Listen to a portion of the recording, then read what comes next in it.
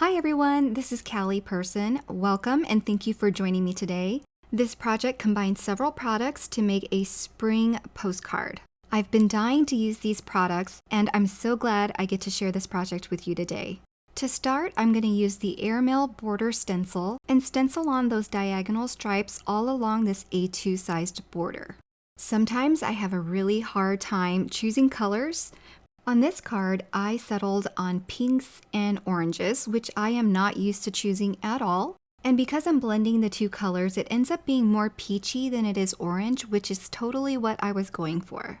So I've just finished stenciling that first layer with the pink ink, and now I've added my second stencil and I'm stenciling with the orange.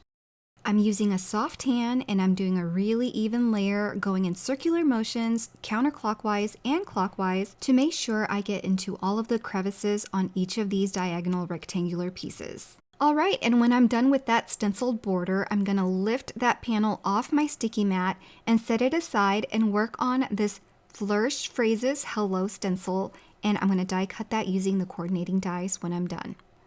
On one panel, I'm going to do the word hello, and this is going to be without that drop shadow and without the flourishes around the word hello. I'm using the same pink and orange that I used on that airmail border, and I'm just using a heavier hand to get more saturation of color in this word. As I blend the pink from bottom up, I get lighter as I go because I know I'm going to blend it into this orange, and that's where that peach and coral color shows up. Now, if you don't plan on cutting these words out individually to pop up like I do with Dimension, you can use the stencil on the same panel. However, I'm going to use a new panel and stencil on just that drop shadow and the flourishing behind it. On this drop shadow, I am using a darker pink for the bottom and then fading into the previous pink. So I'm using a lot of the same colors to make all the colors cohesive for this, but I've now added a darker color for the drop shadow. The last stencil layer is going to be the flourish layer, and I'm going to ink blend that with some yellow. So this is a new color that I'm adding, but I'm also going to use that orange color again to add some depth and dimension to this layer. So where the flourishes begin, I'm adding a bit of orange to those areas, and that's just going to darken and deepen that yellow that I put down first. Now using the coordinating dies, I'll die cut both of those hello panels that I've stenciled. This panel is a little easier to line up, but the hello is a little bit trickier. So if you want to make sure you have perfect alignment, you can also die cut before and then pop the pieces back into its die cut panel and then stencil. Now for the tedious part. I know it's a little painstaking to add foam adhesive to the back of these, but you can also die cut a bunch and layer them together if you don't mind stacking and gluing a bunch of letters. Now I'm going to go back to my original panel and I'm going to use the Postcard Details Pierce Plate and die cut the postcard details into that panel. And you can see here this word hello just kind of sits in the center of that postcard, and it's all flourished and it coordinates with that airmail border. Now to give this a few more details, I'm adding some stamped images from the Postal Modern Stamp and Die Set. This stamp and die set actually coordinates with that Postcard Details Pierce Plate die, so you can stamp and die cut these images once they're stamped, and they will fit onto the etched details of that Postcard Details die that we die cut onto that airmail border.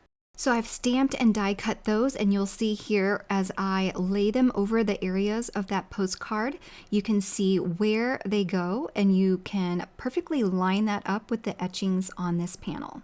The same is going to go for this little postage stamp here that goes right inside that etched postage area here on the upper right hand corner of this panel. I'm using liquid glue on this because I know that Flourished Hello is going to overlap that postage stamp just a little bit, so it doesn't need any dimension. To make this card really springy, I am adding some flowers, and I'm actually using a winter die. This is the bigger Holiday Botanicals paper white die, and I'm using the blooms here to add little pinks and oranges to all of them so that there are pops of color for this card. Again, I'm using the same ink colors, and I'm just adding with a little detail brush here some ink towards the center of the blooms. On the solid pieces, I'll use the orange as opposed to using the pink on the more loose flowers. And those pink flowers are going to be layered on top of these orange ones, so you'll be able to see some pops of orange depending on the angle that you look at these flowers. These flower centerpieces are tiny. You can use a marker to color them. I'm just dabbing some yellow ink on top of them, again using the same yellow that I used before. And they're gonna flip over on me as I'm pouncing color on them, so it's gonna look like I didn't do anything, but I promise they're yellow. Before adhering these little pink flowers over the coordinating yellow ones on this other panel, I'm just curling up those petals a little bit with my fingers, and then I'll add glue over the etched flowers where these pink flowers layer over them. They're the exact same size, so you'll know exactly where they go, and I'm gonna adhere them with a little dab of glue, and then also add the yellow centers to those flowers as well. When I added the pink flowers over their designated areas, they are a perfect match, but because I curled the petals and I wanted that orange to pop through underneath, I did adhere them a little bit off kilter, just so you can see the orange from underneath, and the petals give it some fluff with the way we curled them. It just gives these floral clusters a bit more dimension and interest. So at this point, I'm going to take those flower clusters and position them where I think they're going to go. And it's at this point that I decided, oh, I'm going to need some foliage because it just is missing some pops of green. So I've die cut that paper white backing. There is a stem and almost like a bulb, like the root bulb. So I'm not going to ink blend that part because I'm just going to cut it off, but I'm going to ink blend the majority of the stems here and make sure that I catch all the stemmed areas around the flowers too towards the top of this arrangement. And when I'm done ink blending, I'll snip off that bulb and then adhere my flower clusters in their respective areas on these backings. So now I'll add some liquid adhesive and glue on those flower clusters, and they fit right over this stemmed backer.